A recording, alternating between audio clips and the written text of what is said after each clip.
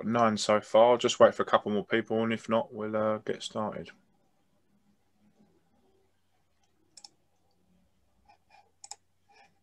Can I ask a question, Martin? Of course. Yeah, someone's going to answer. Infringements on tachograph infringements.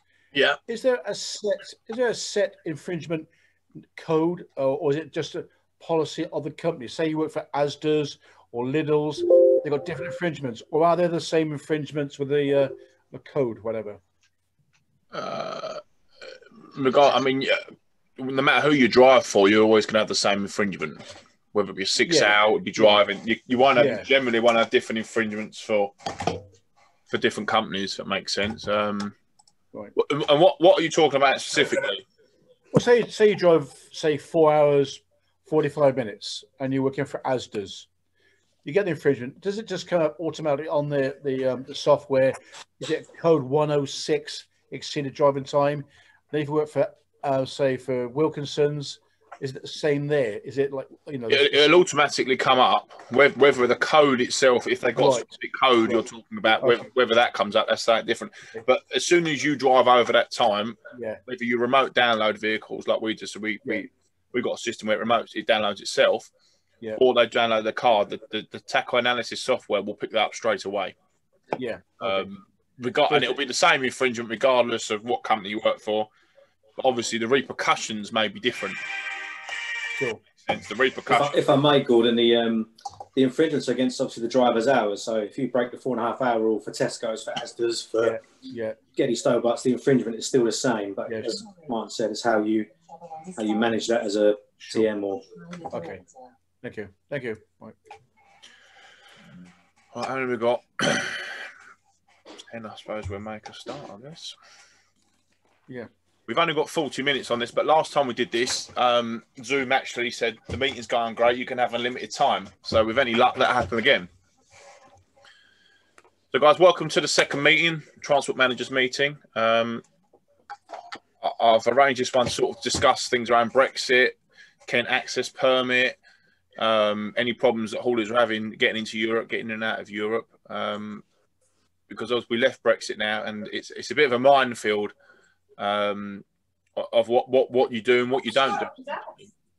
So I thought we'd start off by just sort of introducing ourselves and who we are. I've got Eamon first.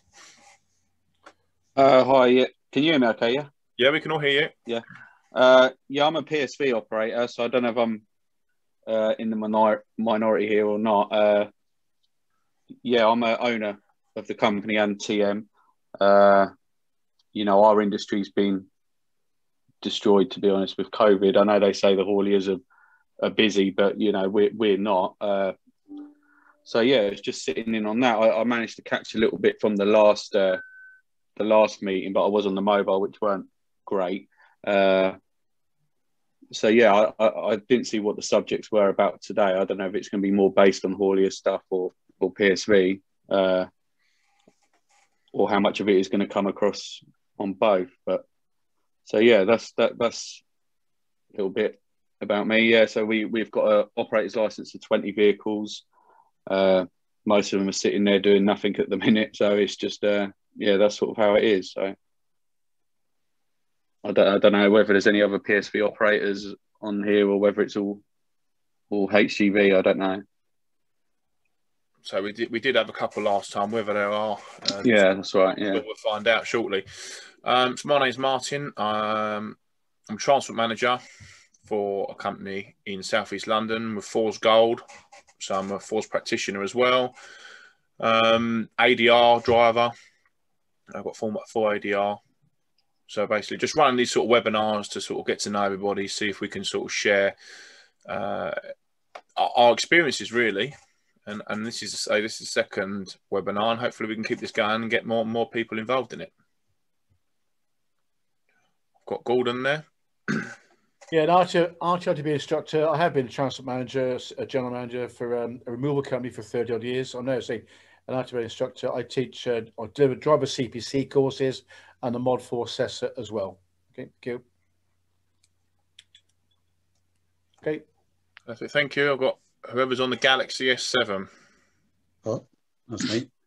My name's Donald McGowan. from Northern Ireland. I'm a logistic manager in County Antrim for Moy Park in Ballymena. Only just recently got that role last year. I've got transport manager exams as well, and I've got my class 1 license as well. So I'm relatively new to the haulage industry. I was an engineer before for 19 years, so a change of career as well. Okay. Thank you. So what is it? Deal, is it? Yeah. Good evening, all. Like my colleague Gordon, I'm an RTITB instructor. I deliver. I've been a past transport manager. I've been in the industry for a very long time. I also deliver CPC and ADR, and plus, like Gordon, I'm a CPC Mod 4 examiner. But we all come, both Gordon and I, we regularly have fairly well prior to the COVID. We usually have around about 15 to 20 attending class. So it's always interesting to hear how not only the drivers but obviously transport managers as to what's going on in the industry. It's nice to be on this forum now and see what new challenges the old Brexit and Kent Pass brings up. Okay, I've got Terry next. Hello, can you hear me all? Yeah. Yeah, my name is Terry Hassell, external transport manager, transport consultant. I've recently just come off an international license, funnily enough, but I'm interested to learn more about the Kent Access Permit and how that works. I live in Essex, so right on top of Thurrock services, where a lot of the drivers are having issues trying to get access to Kent with the COVID testing and whatnot. Be good to know a bit more about that. So, yeah, hello. Daniel. Yeah, hi guys. Yeah, so my background, driver training really for the last 18 years. Started off as a car instructor and diversified into, well, all kinds of things really. Done a bit of fleet training, police work, got the first, well, my lorry in 2015. So I do LGV Cat C training.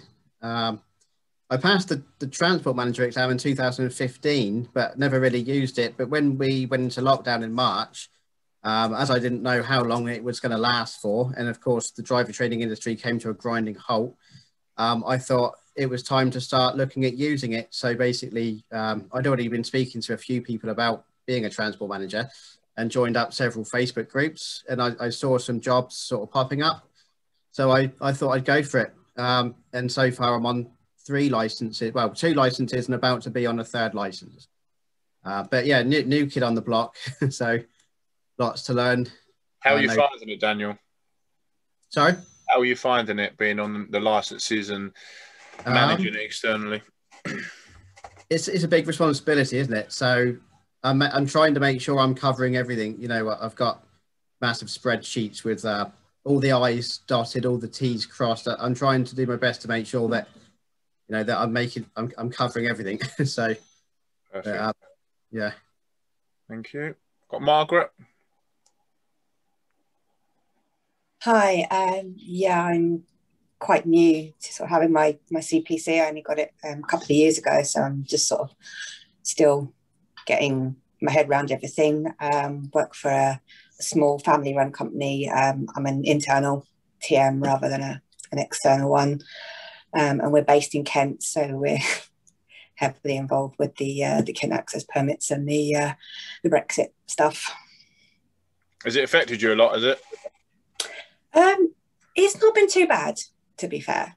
You know, when we first started at the beginning of January, it was a bit of a nightmare, but it's not been too bad. At least we're getting somewhere, and it is improving then. Yeah, it's much better now than it was at the start. Thank you. I've got Terry.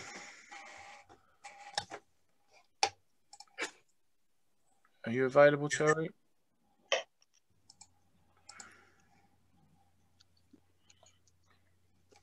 We already heard from Terry Martin.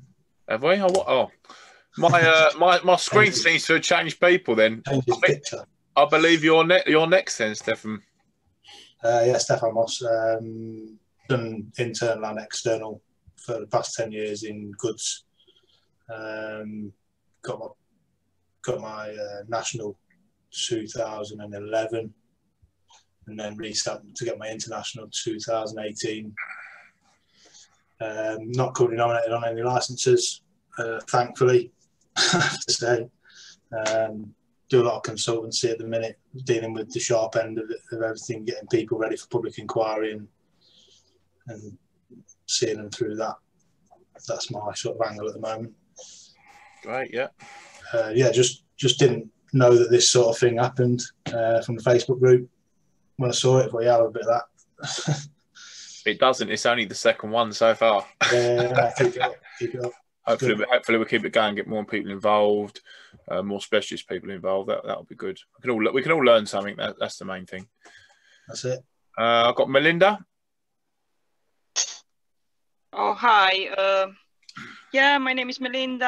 I am an owner. I just started my TM course yesterday, so I'm fairly new.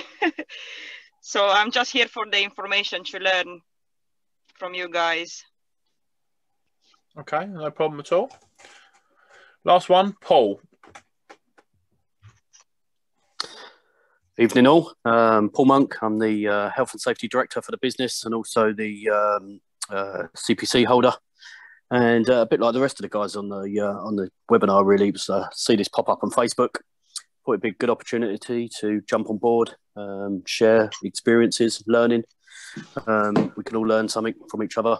And if that learning could be positive and we can take that on and, kind of look after our guys a bit safer and make sure our trucks are in order, it's a win-win for me. Yeah, excellent. So how is everyone finding the new rules and regulations going to Europe? Is anyone directly affected by it? No, nothing for us. We're all UK based, so nothing international for us. I suppose one of the reasons I did jump on this call with actually was our business is a little bit unusual, where we operate emergency works 24/7, 365. So we don't abide by any UK rules or EU rules. Our guys all sign out of the 48-hour working agreement. So effectively, and I don't like using this term, we're a kind of a law unto ourselves, but we are effectively a law unto ourselves. As long as we're kind of managing the breaks adequately and we're giving the guys enough rest, we kind of fall out of all of the normal rules. So it was a bit of a strange one. Certainly when I had done my CPC course, was to sit there with a book that was about 8 inches thick, learning all these rules and regulations, knowing that I probably would never use any of them. So I thought it'd be quite interesting, really, for me to jump on these calls and kind of see what you're meant to do in practice as such. A lot of the tankers, recovery trucks and all that sort of stuff you're talking about. Yeah, that's all our work. It's all drainage related tankers. So they get away with most things other than a logbook. We get away with pretty much anything apart from a logbook. Yeah, although to be fair, I do try and put some of our bigger trucks on tachographs, mainly because we signed up to the FTA, well, UK Logistics as they are now, the FTA, and we use Vision and stuff like that. So really, I think it just shows good practice. Certainly when, if we do get any calls from the TC, that we can show it, we are putting in place best practice. We are managing the kind of hours the guys are doing and that kind of stuff. Yeah, I think it's only a matter of time before they really, especially the tankers, if you're not carrying your own goods, I believe, if you're not backing up for someone else, technically. Absolutely. Yeah, and it's always been a bit of a strange one, I think, with the emergency stuff, because I kind of always try and look at it as a bit like the fire brigade, I suppose. If you wouldn't want the fire brigade to rack up in his truck and then say, sorry, mate, I'm not going to put your house out because I'm just about to have a 45-minute break. So it's a bit of a strange world that certainly I operate in compared to, I suppose, the large majority of the people on this call. Yeah, I suppose it's, if you was to get pulled over, how could they prove otherwise that you weren't carrying your own goods, your own liquids that you technically... Absolutely. We could always empty it and drop it off in the waste station for them if they wanted to have a look. Martin, can you or someone tell us, what do we need to go into Kent? That's what I come on here for tonight. you know, this permit. Well, I'm hoping. I know a little bit about it. We do international. We have actually stopped doing international for this exact reason. No one is 100% sure.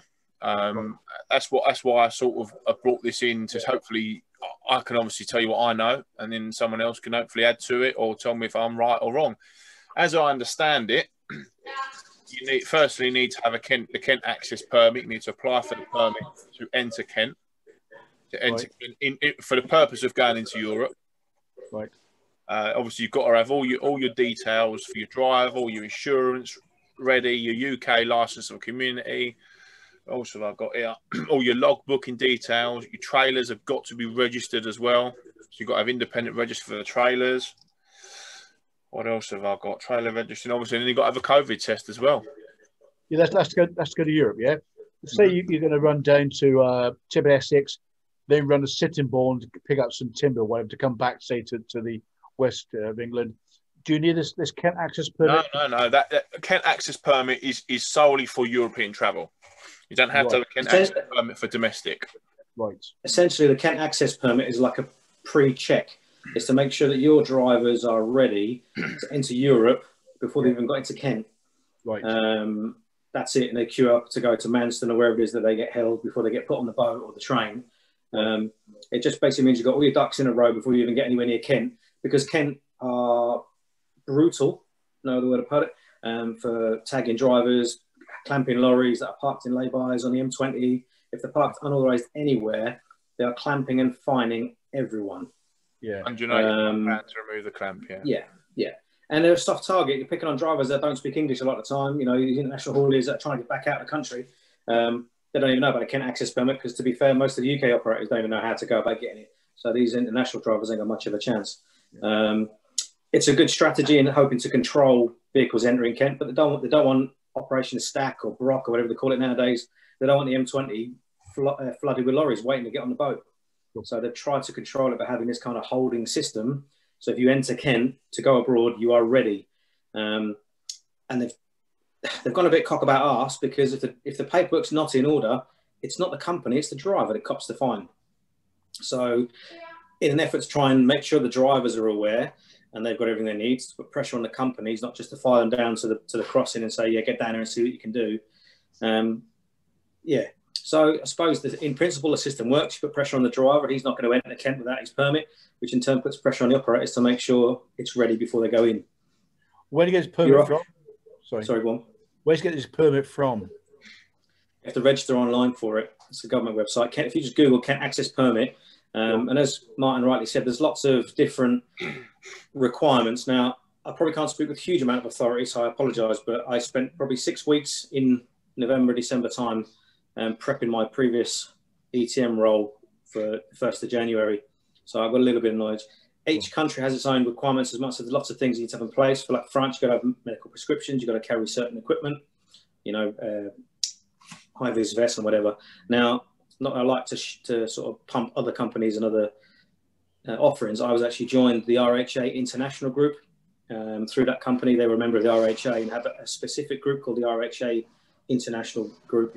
Yeah. And the lady in there provided me with a huge amount of information specifically for all of the countries. There's a list as long as your arm for all of the specifics for every single country you've got to transit.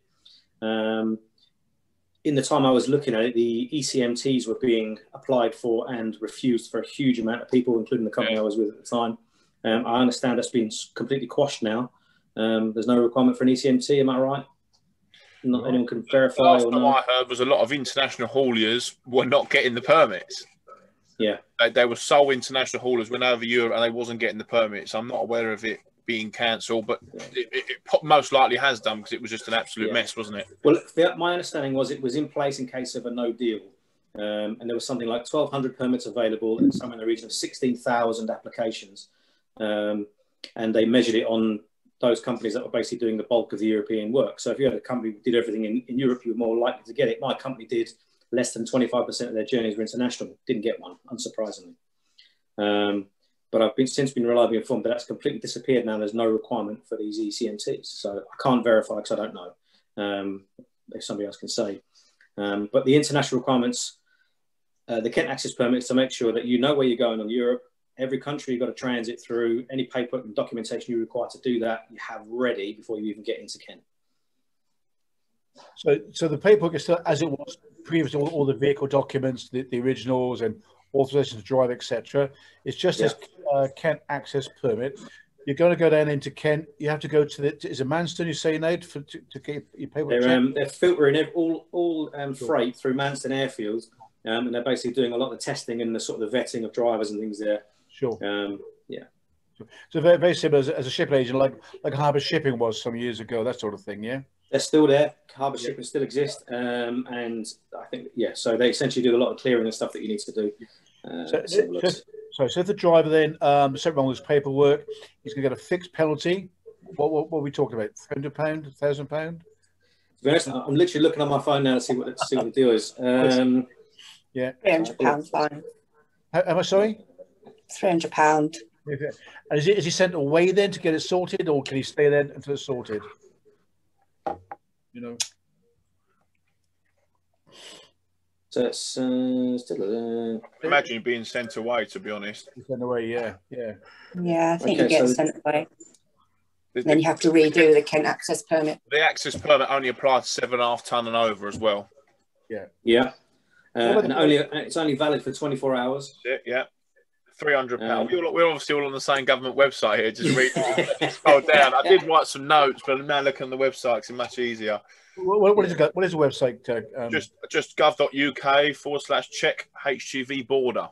Okay. Yeah. So say the driver's going to come back. You remember, say Calm, Portsmouth, for whatever reason, you reroute him. He comes back to Calais, Dover. It's up to the company then to get the permit for to exit through Kent. Is it? Is that right? It's not a returning journey. It's an outbound journey only. Okay. Thanks so much. Thank you. Thanks a lot. I'll keep quiet. I've asked too many questions. Thank you. That's all right. This is for, but you're asking the questions. We're all learning at the same time. Yeah. Okay. Literally just had an email from Department of Transport about ECMT permits. Literally just as you were talking. Terry, just asking the question. Once you've got the pass, is it time? Have you got a time that you're allowed to go in to it, or can you just, once you've got it, you just go in within that 24 hours? Yeah, I think it's valid for 24 hours. Yeah, you put in what time you want it to start from, and then it runs for 24 hours from that point. Right, so you can go in at any time within those 24 hours. There's not an appointment type of thing. No. Okay, thank you. And when the guys come back from Calais, Dover, are they have to clear? Yeah, turn the volume up.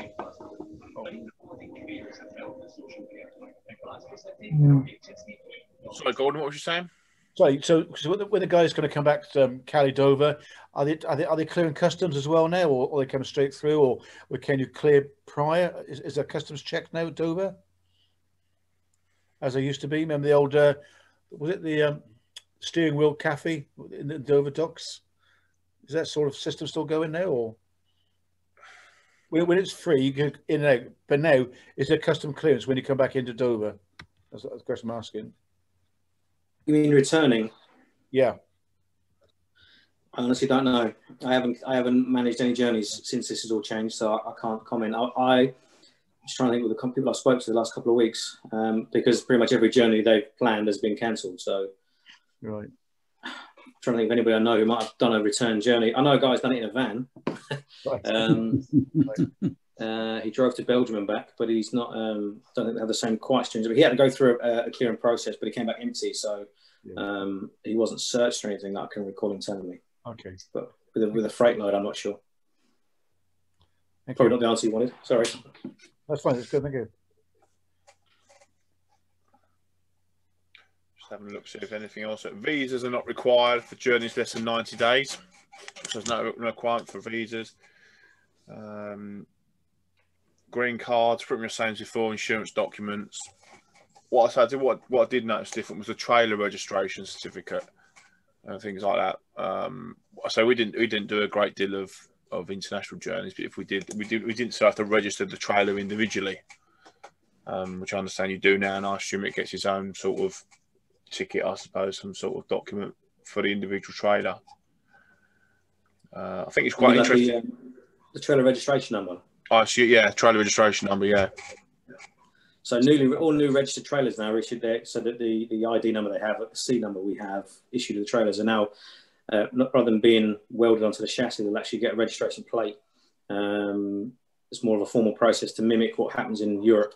So I know that's a new thing. I think older trailers that are going to go abroad have to be registered officially on the trailer registration. Obviously, only new manufactured trailers and newly purchased trailers have to be registered. So if they've got C numbers, as standard, does that mean they're registered, or they've got the ability to be registered on that C number? Yeah. Yes, correct. So the C number they've got is the number they'll probably get allocated. It's their registration number, but because they're individual and unique numbers that they issued at point of manufacture. But I've started to see some of the newer trailers now with the number plate, if you want to call it that, the little square like motorcycle number plate on the top of the trailer doors with the C number written on it, as well as obviously the vehicle reg tucked in the back. Yeah, all of our trailers got C numbers. They're all less than 2 years old, but they're not registered to Europe. I'm just reading £26 a trailer is what it costs to register a trailer. So if you've got a lot of trailers, because obviously most people have more trailers than tractor units, that's a hell of a lot of money. That 26 quid a trailer. Or if you work for an international haulier, make sure your trailers are registered abroad. I'm aware of a company that trunks in from Italy, and all of their UK based trailers are probably unfair, but a lot of their trailers they operate in the UK aren't UK registered. They're registered in Italy. The requirements for testing in Italy is a lot less. They do one annual test per year, but obviously while they've been pulled around in the UK, they've got to be shown to be within the inspection frequency. But they're all registered internationally. Don't know if it makes any difference or it's any easier to manage, but obviously they're more familiar with that process because they've been doing it for years. Mentioned a lot about vehicles getting clamped down there. I read on HGV Facebook forum pages.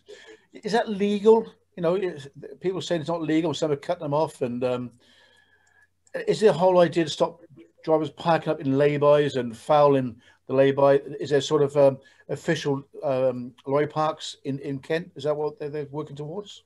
Yeah, there's official places to park, but my understanding is a lot of these, well, we all know lorry parks aren't the safest. They're not the cheapest.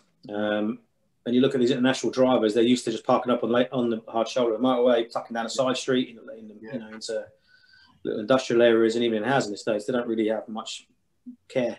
And unfortunately, I think that tires a lot of people with a brush, and especially where it's so busy. People are just pulling up wherever they can, and the little clampers are running around, and plenty of signage about in English to say can't park here, no HGVs or whatever. Obviously, these guys and girls can't understand the signage. What they've done is shut a lot of lay-bys as well. Have actually been shut by them. Parking areas that would normally park, all of a sudden they've got 5-ton weight limits, overnight limits on them, and it's as if they're waiting for them to stop, and that clamp comes straight on. So the only services I know of are Maidstone, Ashford. Yeah, and that's more or less it, to be honest, isn't it? Right, many. There's a little one down near Folkestone, isn't there? But there's not much. Yeah, there's certainly not a lot. That's a major problem, isn't it? That I believe the RHA and Logistics UK are trying to lobby for. But it's Kent County Council that have implemented this, whether it's legal or not. The ethics are questionable, definitely. But there's not much consideration taken for these drivers. I'm not aware of it going through Parliament to say that you can do this. It's sort of Kent County Council and a Resilience Forum, Kent Resilience Forum, sort of on. We're going to clamp lorries.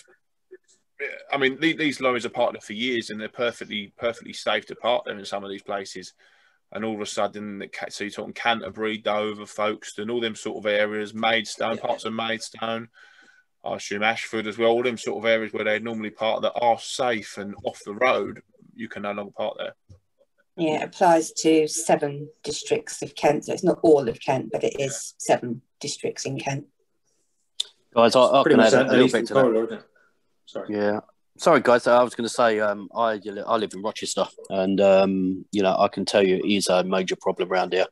And being an old trucker back in the day, I've got my Class 1. I know what it's like when you're kind of trying to find somewhere to park up, and particularly Rochester being close to the 20 and the 26. They're just abandoning them, and whether that's the right thing or wrong thing to do. Like we say, we talk about the ethics and the moral side of it, and the guys' welfare that are in the cabs.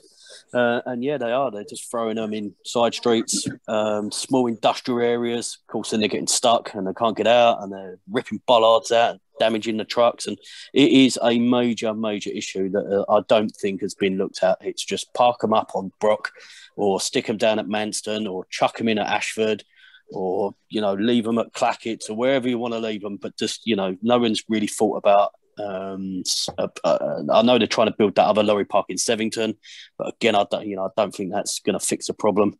We're just not like our European counterparts, where like you said, they're used to just slinging them on the side of the road, and that's good enough. They come over here, like you say, perhaps the language barrier is not quite right, and private clamping companies are making a small fortune off the back of it. Yeah, under the guise of Kent County Council. Yeah, absolutely. Yeah, or Medway, because obviously they're different. They're unitary body, but they're the same. Medway doing the same as well. Oh, I read of a driver come back from Caledonia. He went to Ashford truck stop, but it was full, and his driving time was up, so he pulled out and went to the next lay-by, which he thought was the right thing to do. Woke up next morning, a clamp on him. I think £185. I think he had to pay. £85, yeah. Get it released. Sounds about right. Yeah, he's crazy.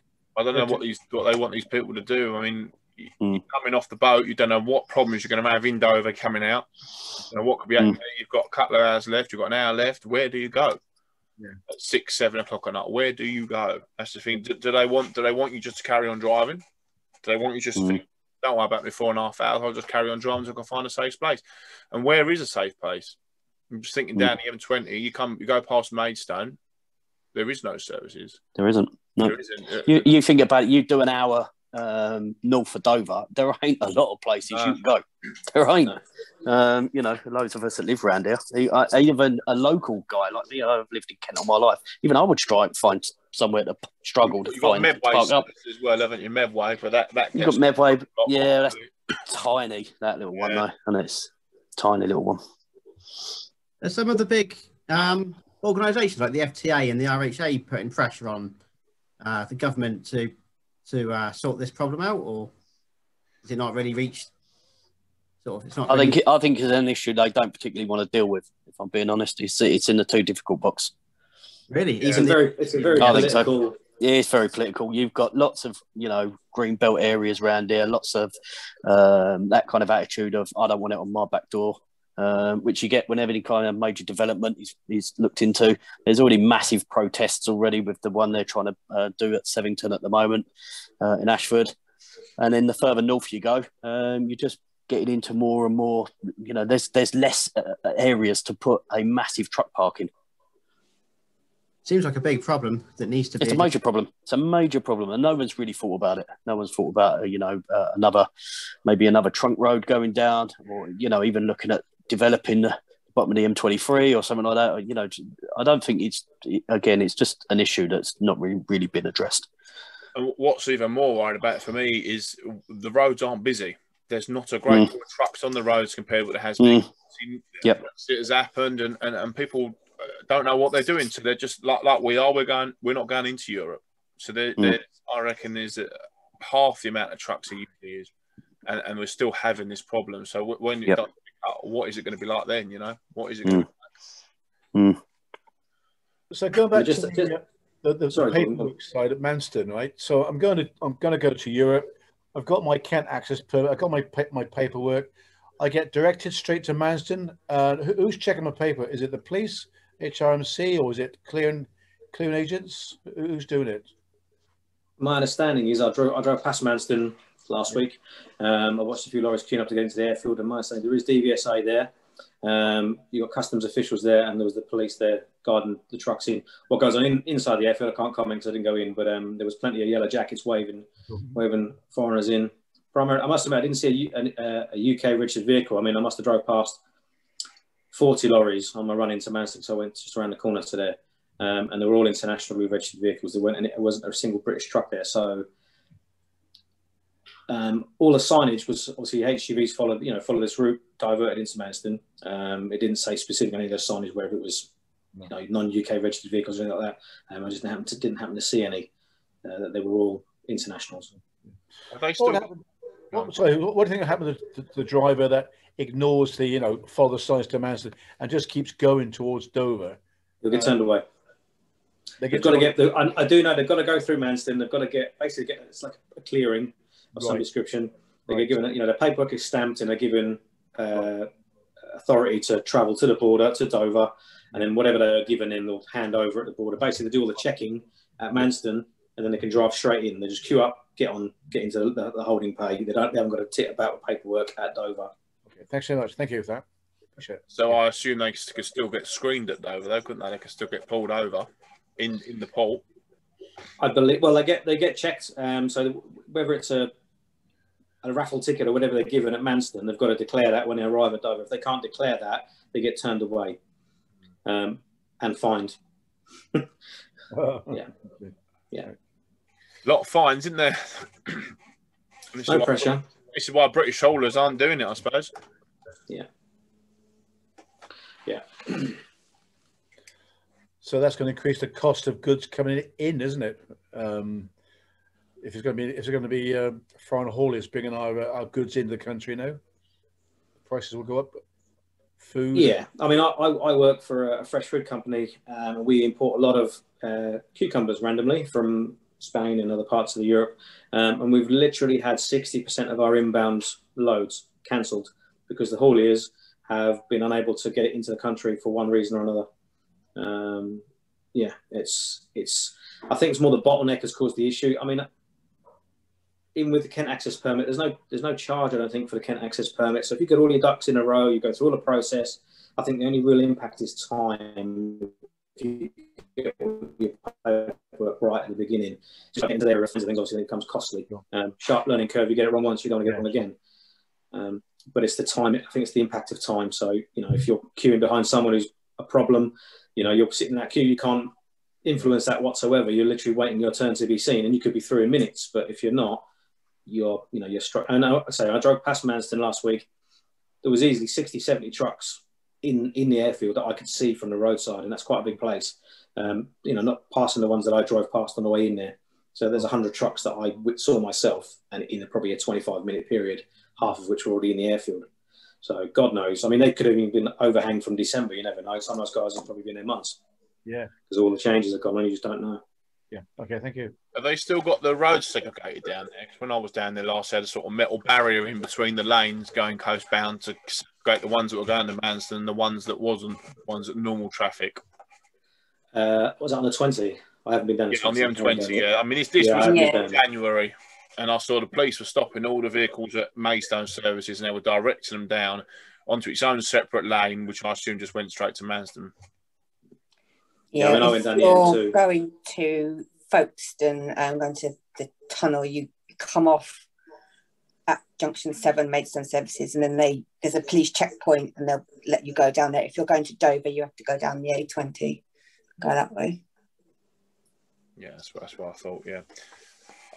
So what are we thinking? Are we thinking this is going to improve? Do you think this is going to be a real problem for years to come? Or what are we thinking in regards to that? Are we thinking that British haulers are going to return to Europe? Or, I mean, there's a few that have actually gone bust, haven't they? British haulers that were solely European companies, a lot of events companies, things like that have actually, unfortunately, gone bust. I think Terry hit the nail on the head earlier. I think it's a learning curve for everyone. I say I'm fortunate, I don't do any European work, but I think certainly the guys that do, get it wrong a couple of times, learn from it, get your ducks in order, and make sure your paperwork's aligned. Perhaps route your trucks a bit more efficiently, or even, factor into some contingency that there's going to be a little bit of delay in there. And I think, as Terry alluded to earlier, once that's aligned a bit better and you've kind of got that process a bit more formalised, I think it makes things a little bit easier for the guys. The thing is, once the authorities know what they're looking for as well, because let's be honest, these poor sods at Dover and at Manston, this is new information to them. This is a whole new process. Yeah, 100%. 100%. All these foreign documents they probably haven't seen before. In Romanian, I don't speak Romanian. I can't read Romanian. I wouldn't have a clue if you said to me, "That's a TAR in Romanian." Is it? No problem. Crack on, mate. Yeah, I think you're right, mate. Once they get an idea of what they're looking at, and we start to see the same pitfalls, the same as any border we've crossed and had before. This is the painful bit. once it starts to settle down and we get used to it, it'll get easier again. But this is the pain time. Absolutely.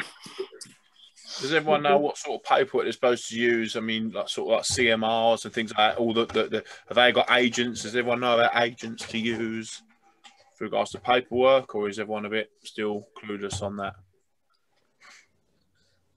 I know there's people out there keep touting and saying, "Yeah, come to us, we'll get you sorted." But I went to the RHA when I was working with that previous firm in December, just because they already had that resource, and it was actually very, very helpful.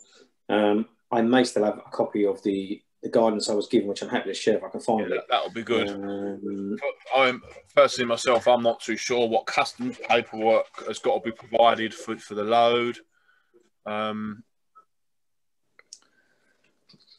You need a commercial invoice, and you should get a local reference number from the supplier, which you then take to the customs place. We usually go to Ashford or Manston. They will then give you an MRN, which you then have to put in.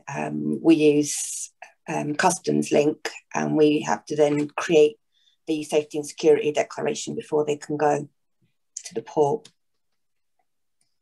So I didn't know that. Yeah, that's interesting. So do they check what's on the vehicle for what you say it is? Sometimes. I mean, we've been down to Martin Trucks in Dover, and sometimes they'll check what's on the load. Sometimes they'll just look at the paperwork and go, "Yeah, okay, fine." Just depends on where the lorry's parked and. So I think that's actually a really good point. What Margaret's just mentioned there is for those guys that probably that are doing this European stuff. Do your due diligence. There's lots of companies in the local paper that we get round here flying up every week. As Terry said, we can do this paperwork for you. We can do all the checks. And I think a lot of them are just kind of jumping on the bandwagon, knowing that there is an issue there.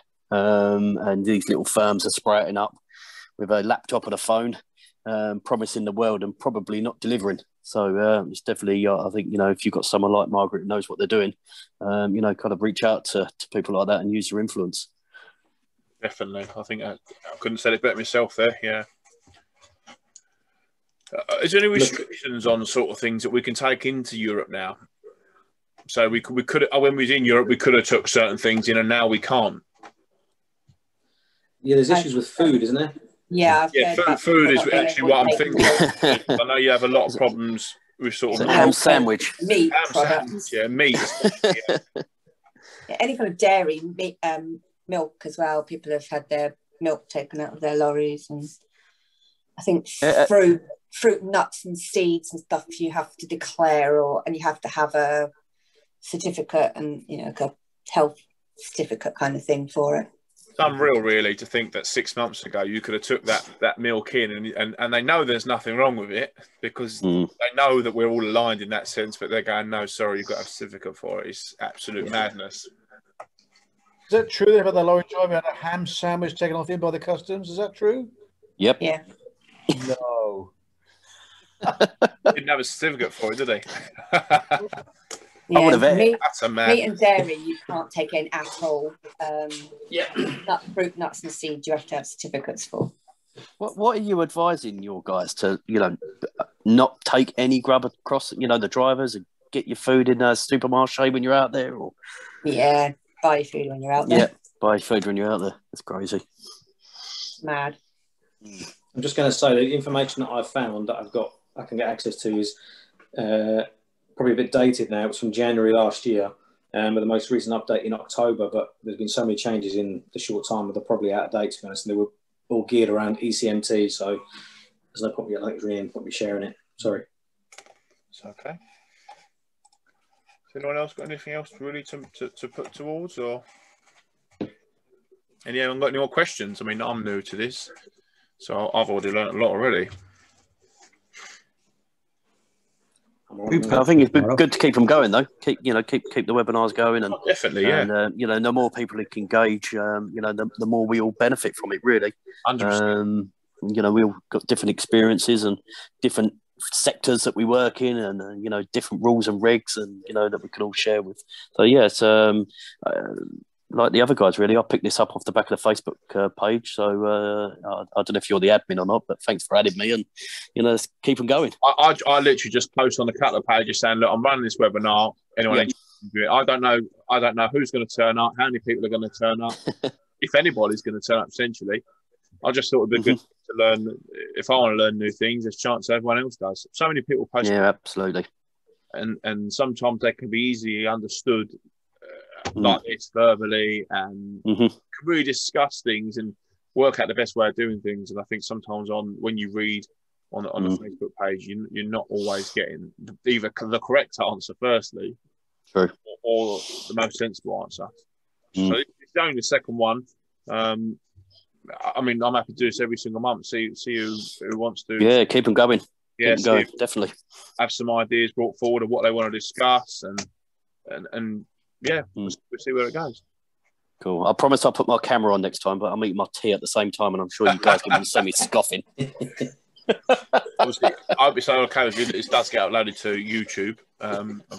Yeah, no worries. Just because I mean that first video's got around 400 views already. I mean, it's not a great deal for YouTube, but it means 400 people have watched the first webinar we did, and hopefully taken some benefit from it. So, yeah, good stuff. Excellent. I suppose we'll leave it there unless anyone else has got anything else to mention, questions to ask on the Kent Access Permit, Brexit, and things like that. Martin, in the Northern Ireland, it's completely different for hauliers.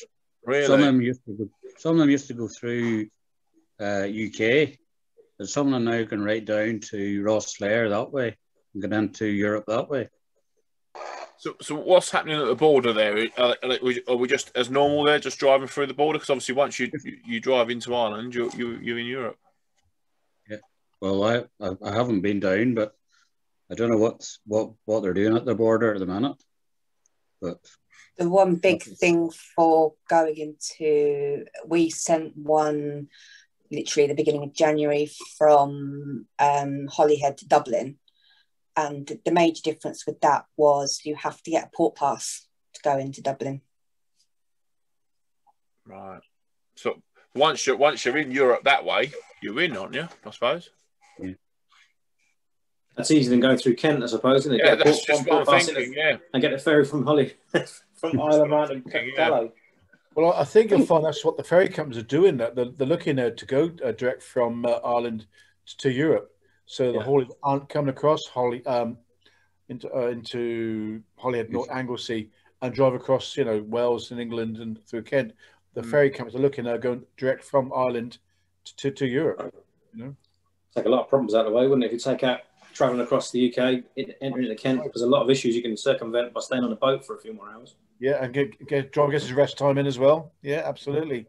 Yeah. I just wonder what that's bring in. I think on Meridian the other night, actually, just mentioning that, I think they was looking at going from Santander and just, like you say, just punching it straight across into Ireland that way, rule out going into the into Kent or England as such, and straight into Europe that way. No issues. That must only be about 12, 14 hours, is it, from Ireland to Spain? Yeah. That can't be a huge amount of journey. It's not long, Terry. Not long, mate. But does it add more cost? I suppose if you know what? factored in knowing how much drama in Kent you're going to get, probably not. Yeah, 12 hours solid for your driver. But Anglesey to Dover, that's a day's drive, isn't it? That's a day and the fuel. So therefore, the guy sat on the ferry. He's on his rest period now. Same fuel. The cost will go up. There's probably not much in it, I would have thought. But probably much different. Less hassle, yeah. A lot less hassle, yeah, definitely. Well, thank you, guys. We shall leave it there for today, I guess, if everyone's happy. Yeah, good stuff. Thanks, mine. Appreciate it. Thank you very much, bud. I'll have a think about what we can if anyone's got any sort of ideas or anything that we can discuss next time, then feel free to put on the forum or drop me a message, and we'll arrange another one for next month. Brilliant. Thanks, guys. Cheers. Cheers, guys. Bye-bye. See you later. Bye-bye. Thank you. Bye-bye. Bye, Dill. Bye, Dill.